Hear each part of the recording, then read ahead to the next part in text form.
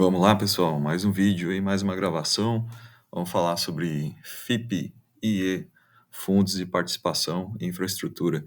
Resumão do vídeo aqui, ponto central, a gente vai avaliar aqui todos os FIPs da B3, os FIPs IE, beleza? E a gente vai dar uma geral aqui nos fluxos deles, previsibilidade. Montei umas tabelas comparativas bem interessantes para vocês. A gente vai ver todos os principais indicadores entre eles aqui, gráficos também, rentabilidade. Então, o vídeo de hoje está bem legal. Foi montado com bastante carinho aí para a gente analisar bem esse tema. Primeiro, a gente tem que começar sobre conceito, né? Um pouquinho para a gente nivelar bem. Então, ponto central aqui, eu quero falar um pouco sobre dívida versus equity. Então, vamos lá. Peguei dois exemplos bem interessantes aqui para a gente entender. Primeiro, vamos pegar lá o dono do Pé de Fava lá, como é que é o nome dele? Do restaurante que o Jacan foi lá. Fábio, acho que é o nome dele. Beleza. Vamos dizer que o Fábio quer abrir o restaurante dele, né? Então, o Fábio chega lá, né, com a proposta dele, né, especificamente, e ele vai conseguir, né, investidores para isso, né? Então, vamos dizer que ele emprestou esse dinheiro aí, emprestou esse dinheiro via uma debenture, né? Ele conseguiu investidores aí que acreditaram no negócio dele, né? Então, basicamente, né, essa debenture do Fábio aí, IPCA mais 8, IPCA mais 10, né? Vamos dizer assim. Então, essa é uma forma, por exemplo, de você ter uma participação via dívida, né? Participação via dívida. Então, aqui a gente está falando de dívida. Quando a gente fala de equity, né? A gente vem para um exemplo aqui de uma SPE, uma sociedade de propósito específico, né? Então, vamos dizer que aqui o Jacan gostou do restaurante dele e eles resolveram fazer uma SPE. O Jacan quis colocar o dinheiro dele aqui, né? O Fábio colocou também. Os dois colocaram o dinheiro juntos. Quais são as especificidades disso aí, né? Bom, primeiro, né?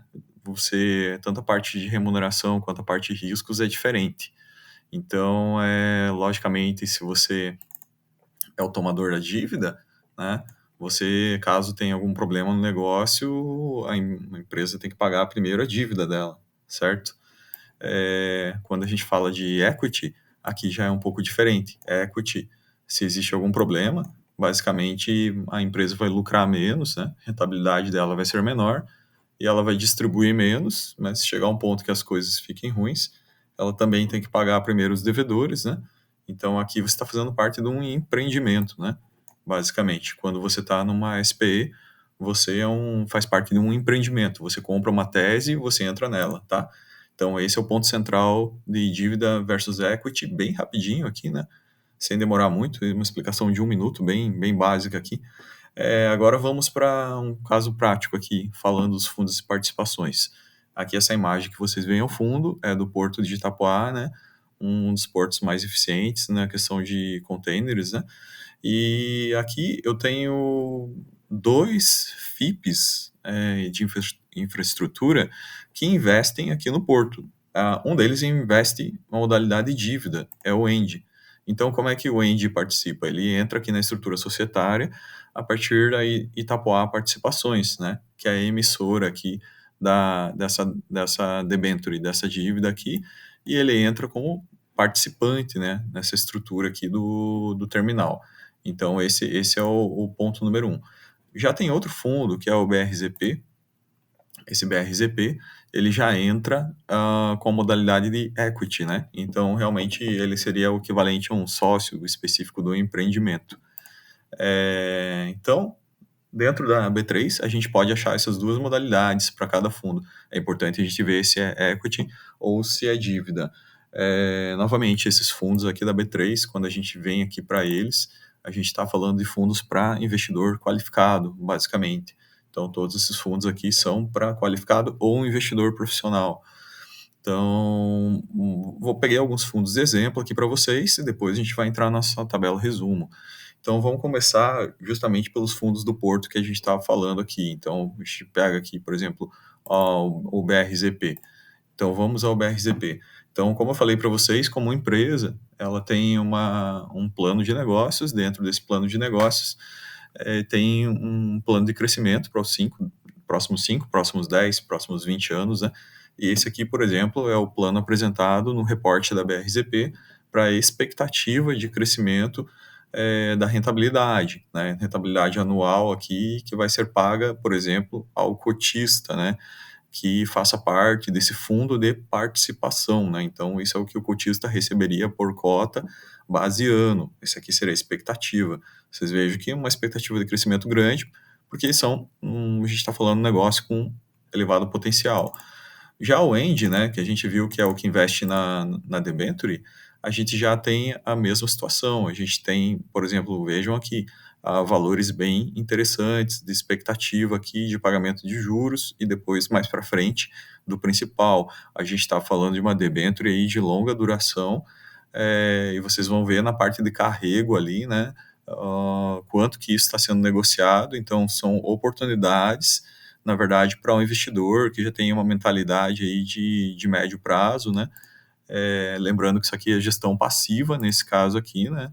Então, assim, você está numa situação onde você quer aproveitar de fato a médio prazo o carrego e os ganhos que isso aí vai te proporcionar. Basicamente, vamos novos exemplos aqui. Eu dei dois exemplos do Porto aqui, mas não é só isso. A gente tem fundo de todos os aspectos aqui. Tem energia solar, você tem transmissão, você tem geração eólica, você tem geração hídrica. Então, você escolhe onde você quer se expor nesse aspecto aqui. Aqui eu gostaria de pegar dois casos aqui. Por exemplo, a gente pode pegar o caso do Knox também.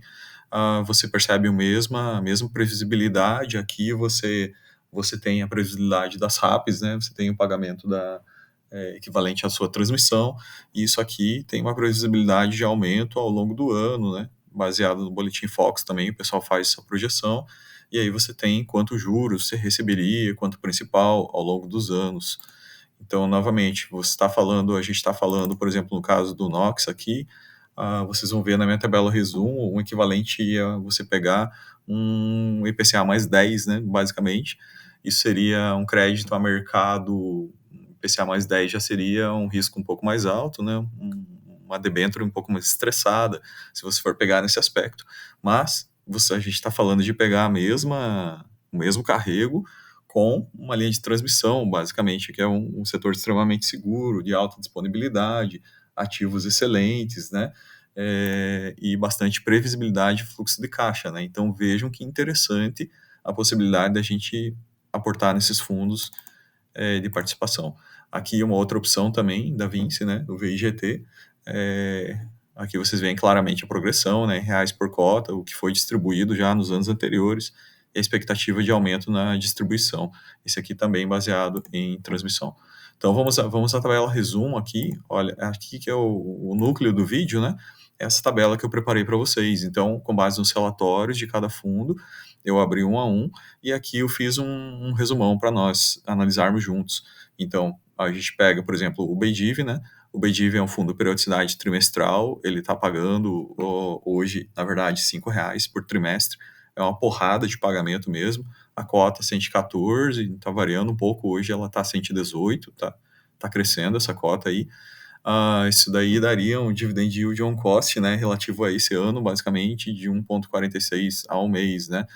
Logicamente que não é assim que a gente avalia esses fundos, como eu falei para vocês, a gente tem que avaliar o potencial do empreendimento, basicamente, é onde você está entrando, o fluxo de caixa futuro, né? E basicamente vale a pena você entrar no empreendimento, você conhecendo, estudando bem ele, e entrar para ficar por um longo prazo, para você capturar bem os ganhos da debenture, né?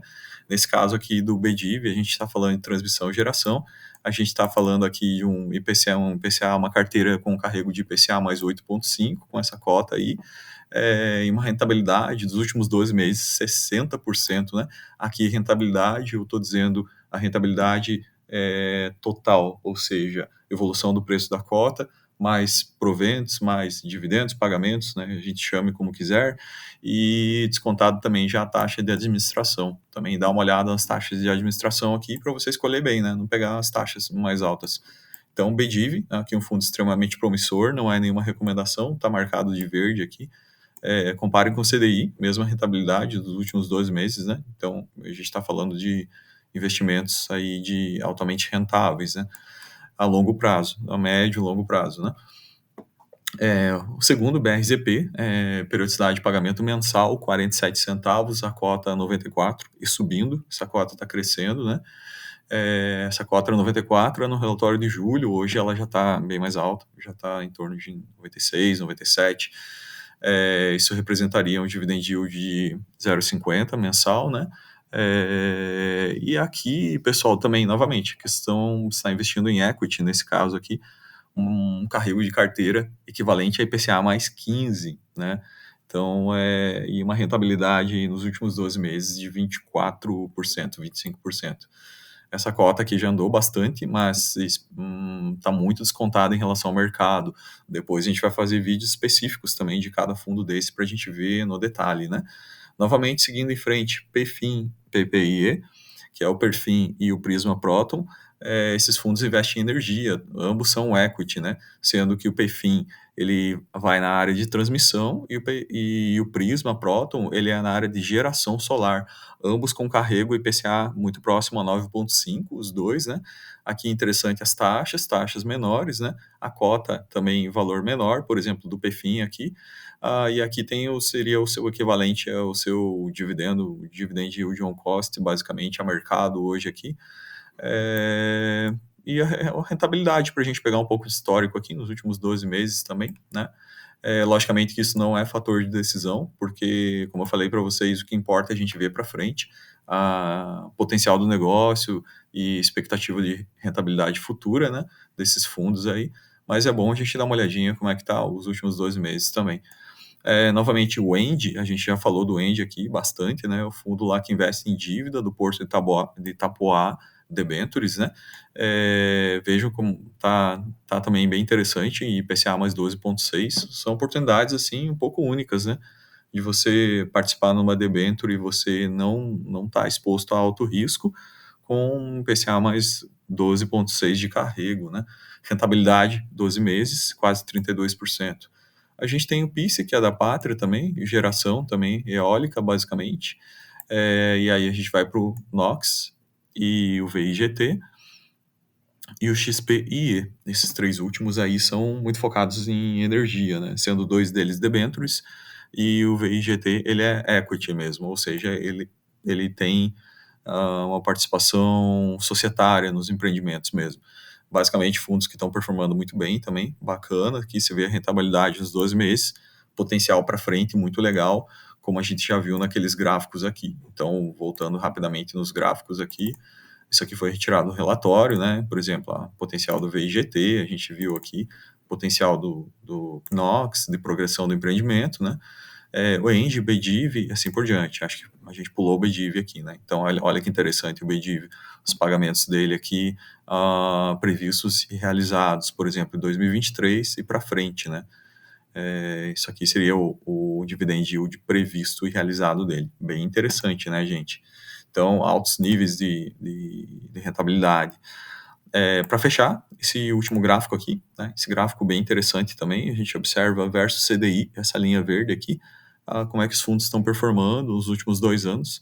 Então, perceba claramente progressão, né? Logicamente, aqui a gente vê o BDIV, vê o BRZP descolando bastante. Não só eles, né? A gente vê, por exemplo, o NOX e o ENDE também subindo bastante, crescendo basicamente por crescimento de cota, né? E aqui é uma visão geral, né, gente, da performance desses fundos nos últimos 2 anos.